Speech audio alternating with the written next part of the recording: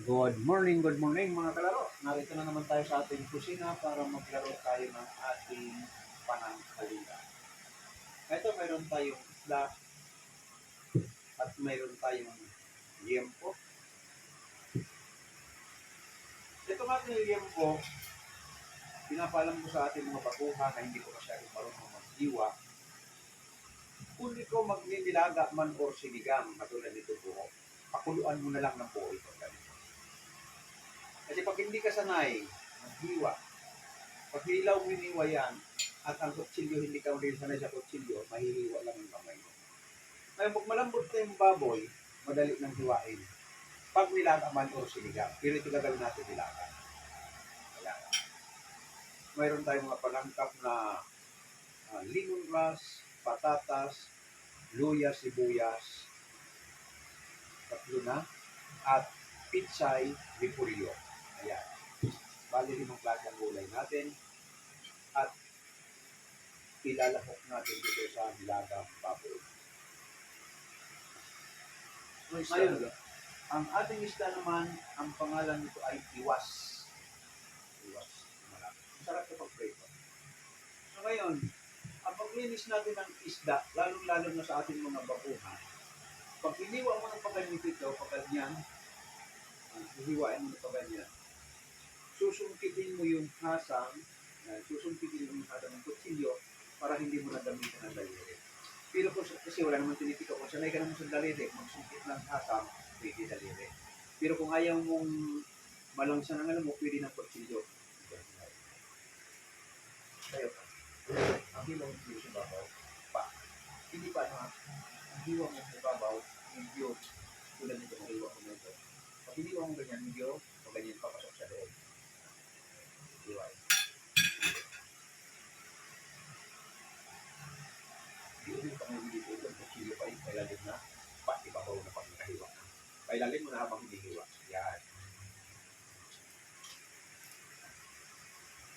Yan. Yan. Hawakan mo sa rito sa piling mo ng kutsilyo ang hasa. Puputulin mo muna sa rito. Yan. Tayo mo na siya yung isda. Kunin mo na dito sa kabila. Dito mo sa kabila.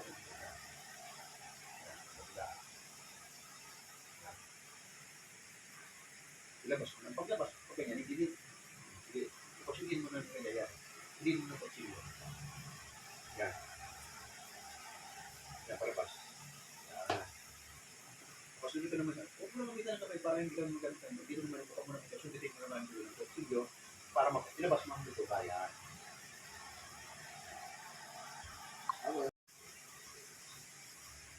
Ayan, gano'n na nga ating gasin na kasi itong dalawang ito ay malinis na. Itong aking tinuturuan ng actual, talagang hindi rin talaga siya marunong maglinis ng isda. Kaya pinakikita ko sa inyo, lalo-lalo sa ating mga baguhan, na hindi pa marunong magtugas o maglinis ng isda kung paano ang pagtanggal ng asa. Sa amin mga sanay na madabilis po sa daliri, pero mas mabilis ako sa kutsilyo. Malalaking isda man o ano, mas sanay ako sa kutsilyo. Susundin ko lang.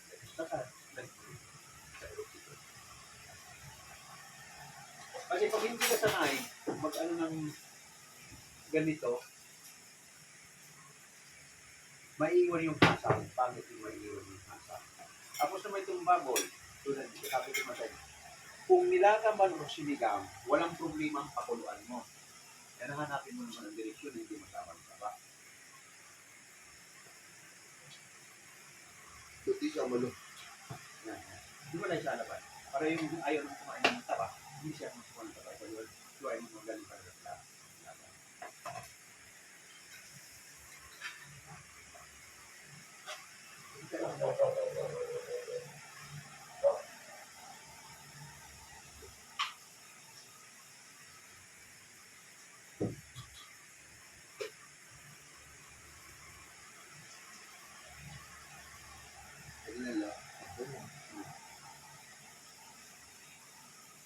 Ilagyan natin ang asin yung ating isda para pag-prito natin ay malasa.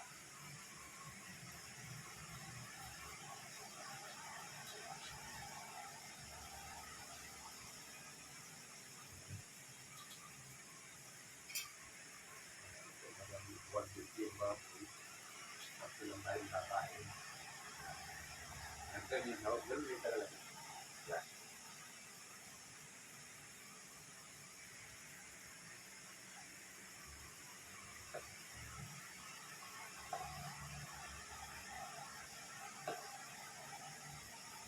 Ayan, para yung hindi kakain ng taba, kaya wala yung buhay. Pupunta na tayo sa kusina. Hindi na tayo magluluto sa kusina.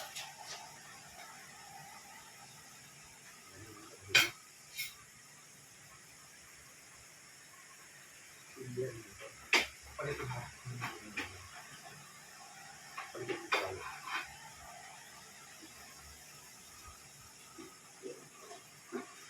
Okay, sindan mo na yun. Ilagay mo na yung baboy at saka mga sangkap. Yan.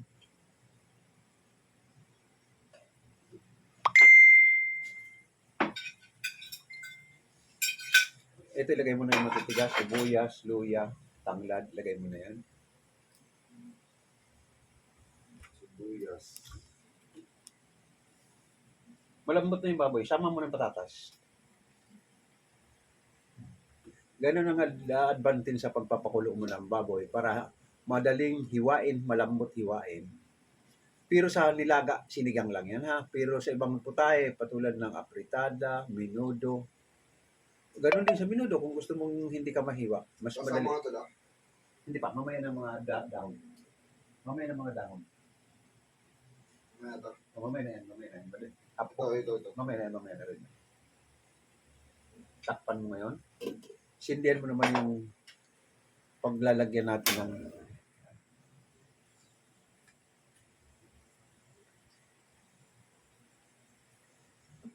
sindihan mo na. Ano ba mantika? 3 piraso lang isda mo. Mantika, lo. Ano nilagay mo na yan? Tapong ito. Sige, tapon mo ito bigata.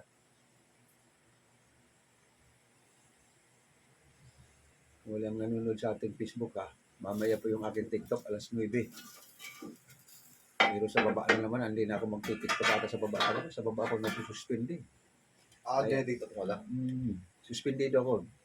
Mamaya 9 o'clock. Pero hindi na ata ako mag-TikTok sa baba.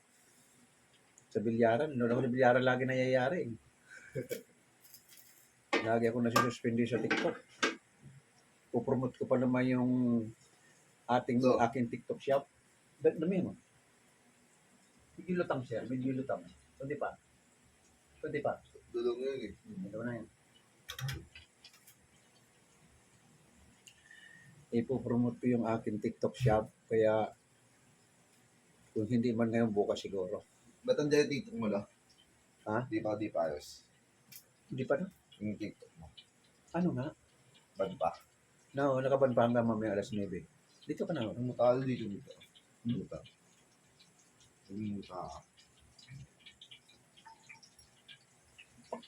Ano mo lang pag mainit, ilagay mo na yung isda.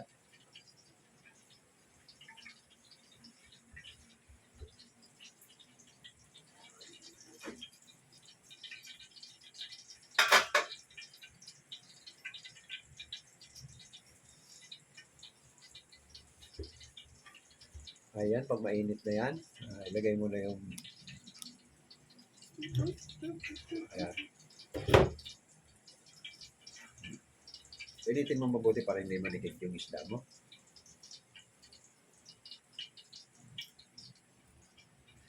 Ayan, isang kuluan lang yun kasi malambot na yung baboy. Dito sa nasakop kasi tumarap ka pag minsan-minsan yan. Yan, ganyan Hindi dapat. naman nakita.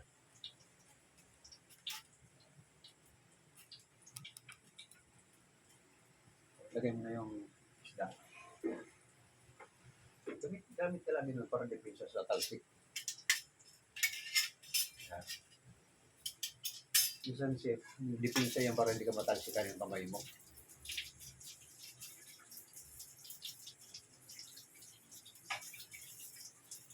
Kasi yung talsik dyan, nalapan yan. Kawali.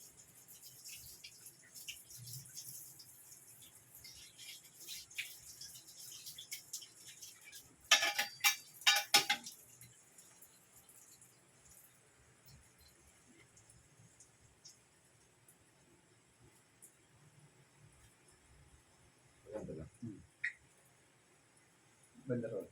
Para kasi yung tatlo.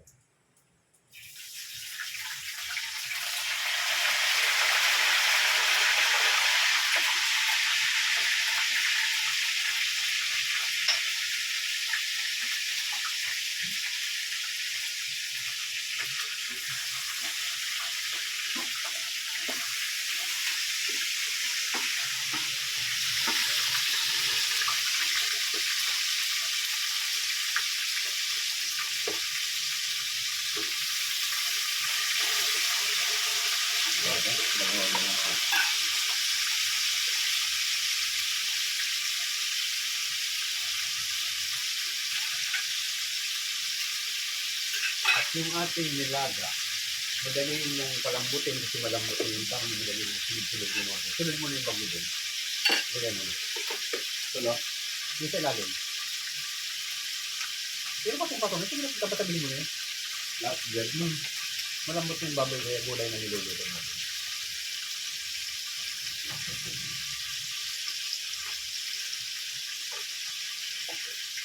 Ano yung malagay daw? Huwag mo lagyan tubig. Lagay mo na lahat. Patong mo na lahat ang gulay. Yan. Yan. Patong mo na lahat ang gulay.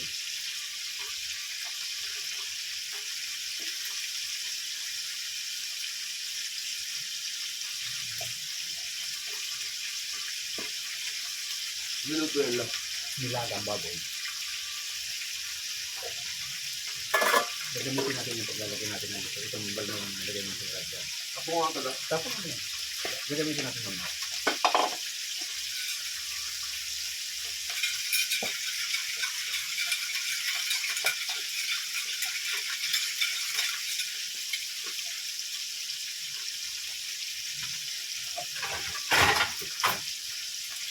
Isang pulo lang ng gulay. Okay na yan.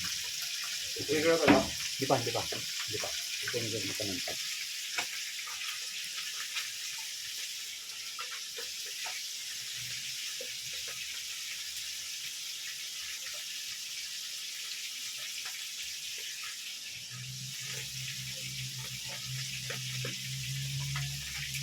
Lagyan mo na ng paminta.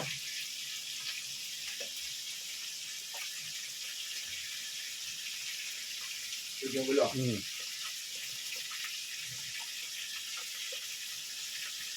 Tama na yan. Ito yung pati. At saka yung ginisan mo. Gamitin mo na yung kutsara. Ito yung kutsarang pati. Oh. Isang kutsara lang yan, pati. Lagyan mo lang pati. Sarap sa nilaga ang may patis.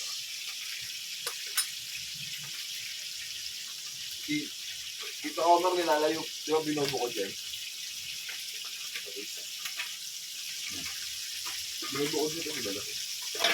Bubukol, ihahalo mo na. Bubukol. Ayan. Lagyan mo patis. Isang kutsara lang. Sinasawsawan. Oh, iba yung sausawan. Hindi mo bubukol ito. Kaya na lang. Lagyan mo, takip.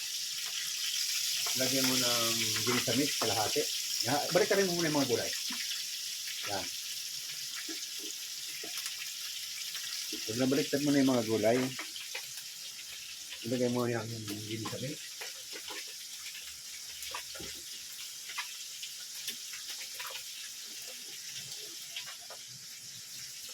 Lagyan mo yung ginisamit. Tapos na lang. Oh. Lahat na. Hindi kalahati. Kasi hindi ka pa nag-aasin dyan. Ito. Pasara lang siguro natin. Ilagay mo. Hindi na yan.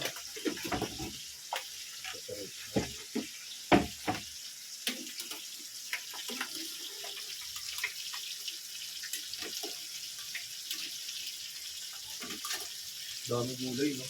Ayan. Yung gulay lang ang kainin ko yun. Kunting kanin.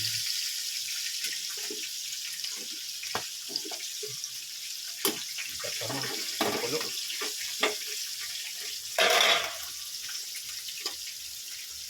Pangay, isang pulo rin.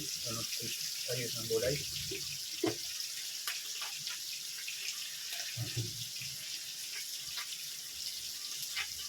Wow. Sarap na baw. Ito, no? Yung may konti, pwede nang balik. Tagal pala maluto yan, no? Yan, isang kulo lang ng patayin mo na yun.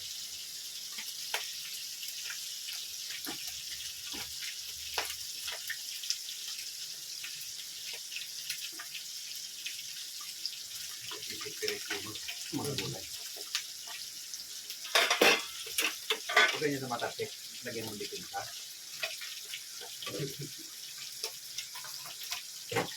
Ito, pag naglalaga kayo ng ano man at ayaw nyo ma-overcook ang gulay, Hindi mo na, no? pag alam mo ng luto, pwede mo na hanguin at tuloy lang yung kulo ng sabaw.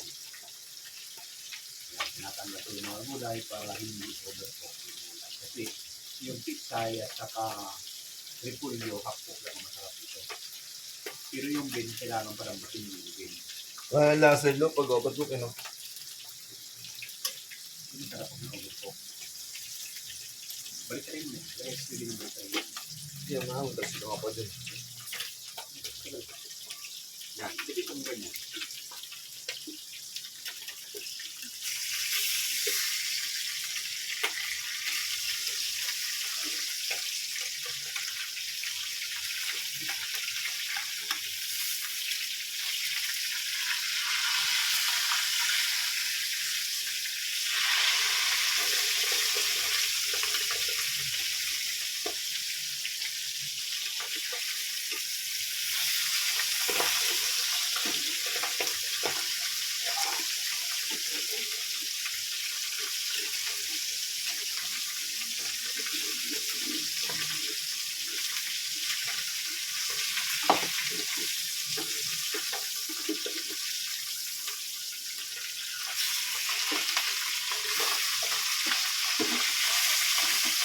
Piliin mo. Piliin mo parang bumaba. Bumuntot. Yan.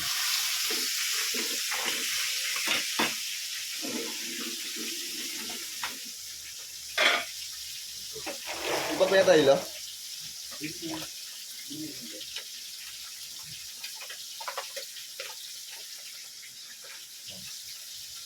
Sige na, sando ka na ng karne. Lagyan mo ng karne yung bowl. Saka patatas. Yan. Pero na yun.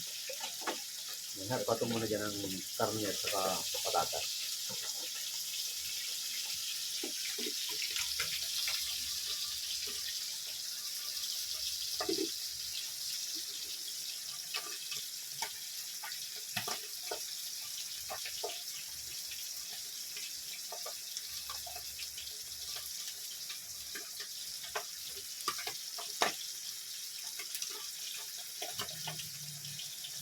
Lagyan mo na sa bawang.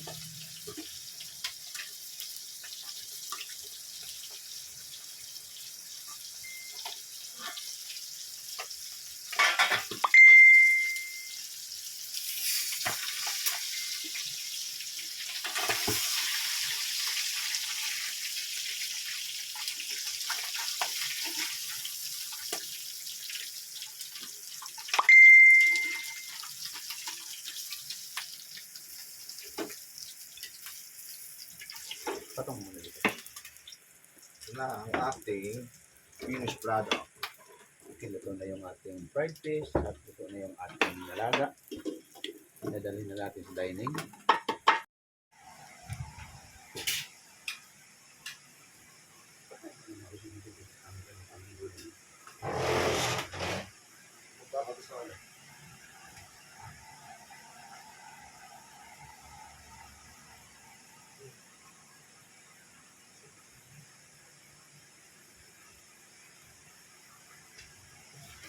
Okay, ito na yung ating finished product na fried fish at nilagang baboy. Ayan. Serving spoon yun. Baka yung malapad. Ayan. Yung ating nilagang baboy, ganun gusto mo madali na hindi ma-over ito sa mga gulay. Pakuluan mo yung baboy. Ayan. Mahilig ako sa gulay, kaya bukunin ko mga gulay.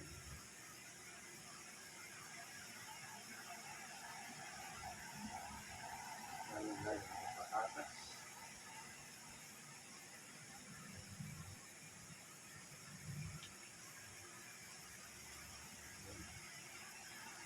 Higop ng mainit sa sabaw dahil isang bagyo. Kailangan lang ng bagyo.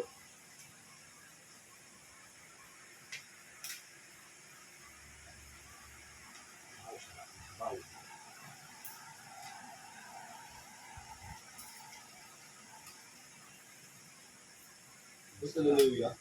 Hallelujah. Masarap ang nilagang baboy, may luya, may tanglad. Masarap ang sabaw. Kumakain ka ng luya.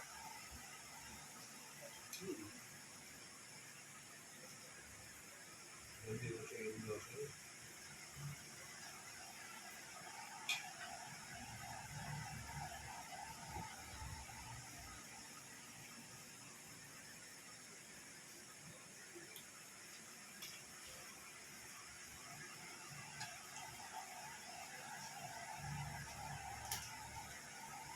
Bagyo din, masarap pakain. Malutong. Labang tinig yan, no? Malutong.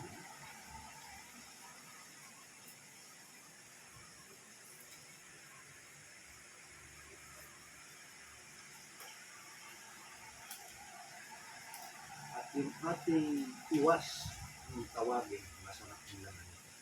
Mas masarap yung sa galing mo. Malasa.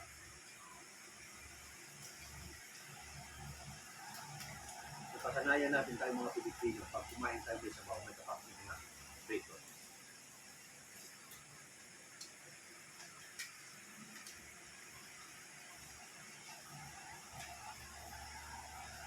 Okay, sa ating mga nagsusubaybay sa ating YouTube at Facebook, ito yung nilaga natin. Masarap ang sabaw na mainit dahil kadadaan lang na uwan ng bagyo. At yung ating partner na fried fish, ito masarap din yung partner. At sa ating mga taga-subaybay sa YouTube, maraming salamat sa inyo. Tapos na naman tayo isang araw ng ating live cooking, actual tutorial cooking. Okay, maraming salamat. Huwag kalimutan pindutin sa subscribe button at like. Maraming salamat. Bukas ulit tayo. At bye-bye sa inyo mga taga-YouTube. At ang ating Facebook, mamaya pa ang ating Facebook.